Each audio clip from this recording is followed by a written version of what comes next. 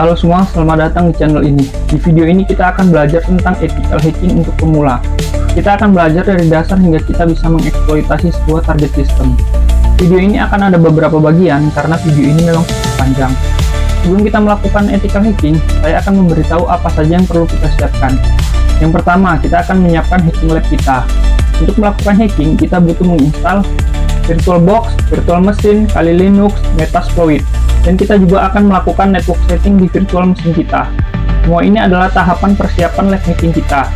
Setelah selesai menyiapkan lab hacking, kita akan mempelajari komen-komen dasar di Kali Linux. Karena di tutorial ini kita akan menggunakan Kali Linux. Untuk melakukan ethical hacking, kita harus paham komen apa saja yang dipakai di Kali Linux. Kita juga akan mempelajari tentang sistem navigasi, gear management, file system, dan persistent.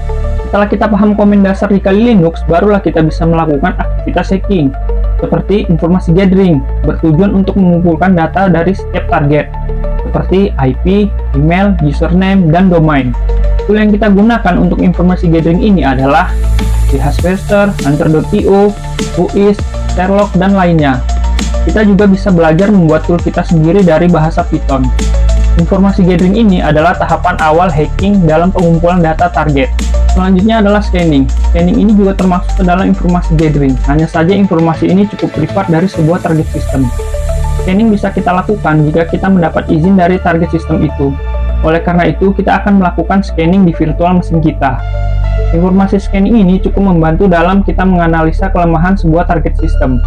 Di scanning ini kita juga ada pembahasan tentang TCP, port scanning, port service version, operasi sistem, dan kita akan membahas bagaimana kita melewati firewall dalam melakukan scanning. Tool yang kita gunakan dalam scanning adalah Nmap dan NetDiscover. Kita juga akan membuat port scanner kita sendiri dari bahasa Python. Setelah kita mendapatkan informasi dari hasil scanning, kita bisa melakukan analisa dan kita akan mengetahui kelemahan dari target system tersebut. Untuk mengetahui kelemahan dari target system, kita bisa menjalankan script Nmap atau juga kita bisa menggunakan Nessus. Setelah kita mendapat kelemahan dari target system, kita bisa exploit target tersebut. Tahapan eksploitasi ini adalah di mana kita akan mencoba mengakses target dan mengontrolnya. Di tahapan exploit ini, kita akan membahas tentang reversal shell dan bin shell. Untuk metode exploit, kita bisa menggunakan telnet exploit, samba exploit, eternal blue, dan masih banyak lagi. Kita akan mempraktekkan semua itu nanti. Tool yang kita gunakan adalah Metasploit.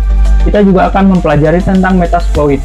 Karena di Metasploit, banyak tool yang bisa kita gunakan untuk mengeksploitasi sebuah target system.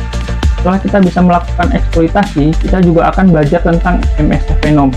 Di MSC Venom, kita akan membuat pilot virus Trojan yang kita bisa gunakan untuk mengontrol target system.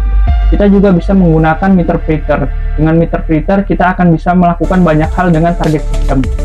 Seperti keylogger, screenshot, menjalankan screen recorder, mengakses kamera, mengakses audio, menginstal program, dan menghapusnya.